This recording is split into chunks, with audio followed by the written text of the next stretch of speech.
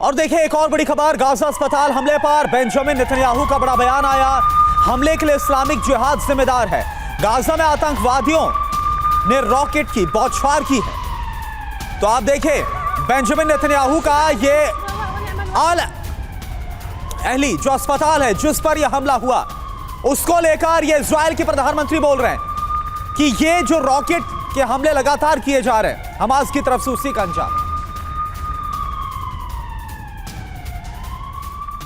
और देखिए Iran Israel के बीच सीधी जंग का खतरा बढ़ता जा रहा है। गाजा अस्पताल हमले के बाद ईरान भड़का हुआ है। ट्वीट कर लिखा, अब वक्त पूरा हुआ। सीरिया में ईरानी दूतावास का ट्वीट, ईरान ने कहा अब धैर्य टूट चुका है, अब वक्त पूरा हुआ। और देखिए एक और बड़ी खबर, अस्पताल पर हमले को लेकर जो बाइडेन का बयान भी सामने आया। आल अहली अस्पताल में हुए हमले से काफी दुखी हूं। मैंने इजराइल के पीएम नेतन्याहू से बात की है। मैंने अपनी टीम को रिपोर्ट पेश करने के लिए कह दिया है। यह जो बाइडेन की तरफ से कहा गया है।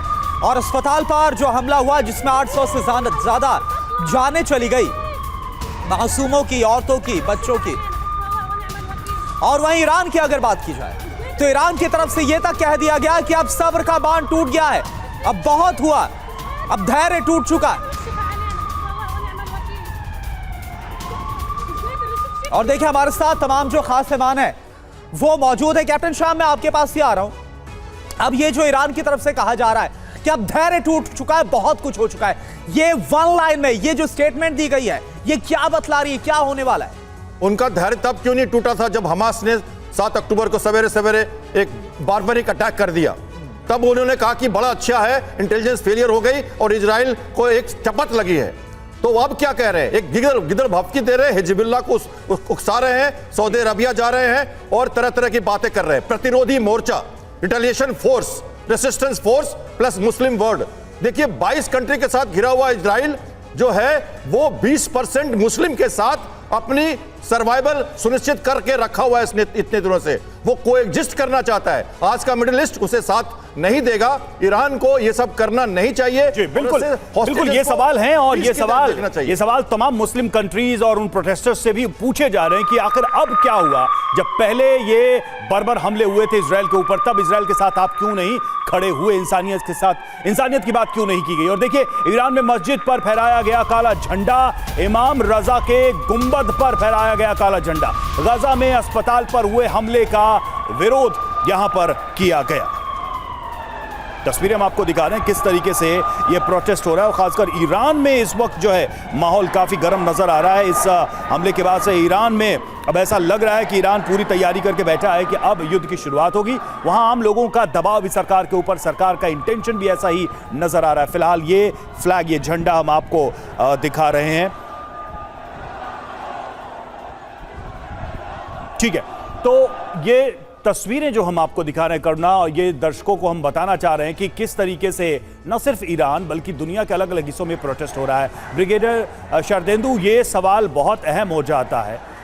ये मैं लौटूंगा आपके पास। देखिए एक और अपडेट आ रहा है, उसका रुख करेंगे और उसके बाद हम लौटेंगे आपके पास। ये सवाल मैं आपसे करूंगा। देखिए इमाम रजा मजार पर प्रदर्शन हुआ है, काला झंडा फहराने के बाद प्रदर्शन हुआ। इजराइल के विरोध में किया गया है प्रदर्शन। तो इजराइल के खिलाफ लामबंदी शुरू हो गई है इस्लामिक नेशंस में और दुनिया के अलग अलग हिस्सों में यह प्रोटेस्ट हो रहा है। ये तस्वीर हम आपको दिखा रहे हैं किस तरीके से यहां पर प्रदर्शन किया गया है इजराइल के खिलाफ।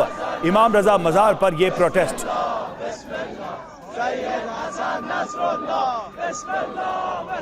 ब्रिगेडियर शरदेंदु, यही सवाल उठा रहे हैं हम। ये सवाल जैसा कि कैप्टन शाम ने पूछा कि जब ये युद्ध की शुरुआत की गई और जब पहला हमला, बर्बर क्रूर हमला किया गया, तब ये सारे प्रदर्शन, ये प्रोटेस्ट नहीं थे, बल्कि कई देशों ने तो सेलिब्रेट किया, कई देशों ने तो इसे इजराइल के लिए एक सबक कहा।